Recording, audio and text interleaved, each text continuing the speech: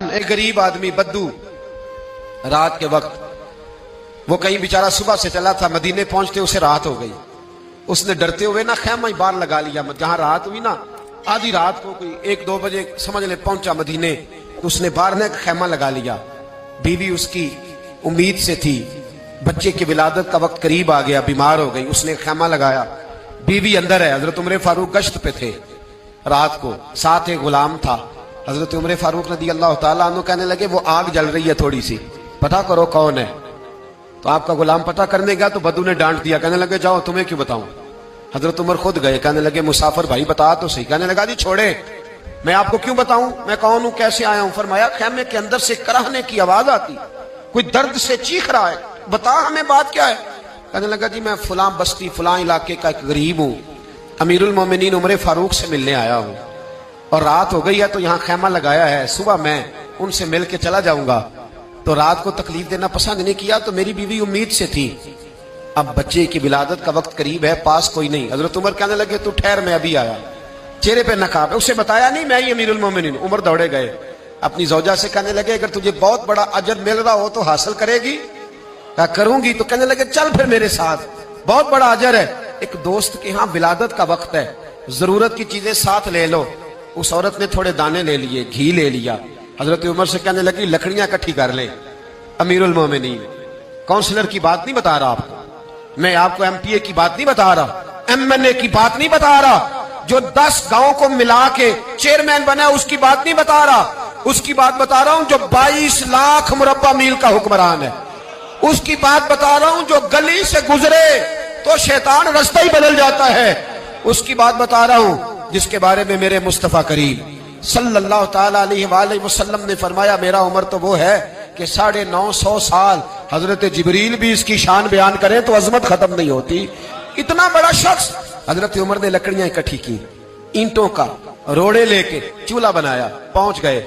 آپ کی زوجہ کہنے لگی یہ تھوڑے دانے ڈالنے، گھی ڈالنے اور ایک لکڑی لے کے اس کو ہلائیں، تیار کریں. خود زوجہ اندر چلی گئی. حضرت عمر باہر پکانے لگے. وہ بدو کہتا ہے میں اس طرح کا ان کے ساتھ بہیو کرنے لگا جیسے کو کسی چوکیدار کے ساتھ نہیں کرتا. میں نے سمجھا یہ عمر نے چوکیدار رکھے آنے جانے والے مہمانوں کا.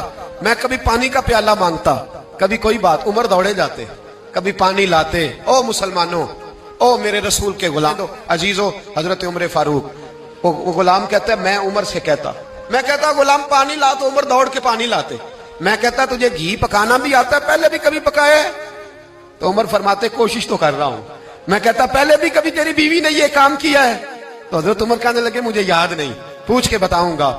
کہتے کیا رنگ تھا، کیا انداز تھا، کیا مصطفیٰ کی تربیت تھی، کیا انداز حضور نے سکھائے غلاموں کو. یہ کس طرح کا امیر ہے کہ یہ ہنڈیاں پکا رہا ہے، پھونکے مار رہا ہے ایک غریب کے لیے، دیہاتی کے لیے جسے جانتے بھی نہیں.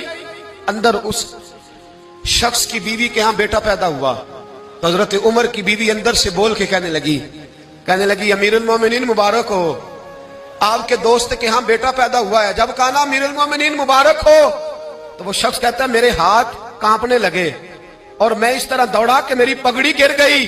میں دوڑا تو عمر نے بلایا، کہا کدھر جاتے ہو؟ کہنے لگا آپ امیر المومنین ہیں، آپ امیر المومنین، آپ عمر ہیں. کیسر و کسرا جس کے نام سے کانپے آپ وہ ہیں، جسے مصطفیٰ نے دعا مانگ کے اللہ سے مانگا وہ والے عمر ہیں آپ، جس کے لیے علی المرتضیٰ فرماتے ہیں میں روز دعا کرتا ہوں وہ والے عمر ہیں، جس کے بارے میں ابوبکر صدیق نے فرمایا تھا کہ میں اللہ سے کہوں گا مولا جو تیرے محبوب کی امت کے حق میں سب سے بہتر تھا میں اسے خلیفہ بنا کے وہ والے عمر ہیں. عمر امیر المومنین کی بیوی وہ تو خاتون اول ہوتی ہے، وہ تو ملکہ ہوتی ہے، اور تیری بیوی دائی بن کر ایک غریب کے بچے کے پاس بیٹھی رہی ولادت کے وقت. عمر امیر المومنین ہو کے تیری داڑھی ساری دھومے سے بھر گئی تو ڈیوٹی کرتا رہا.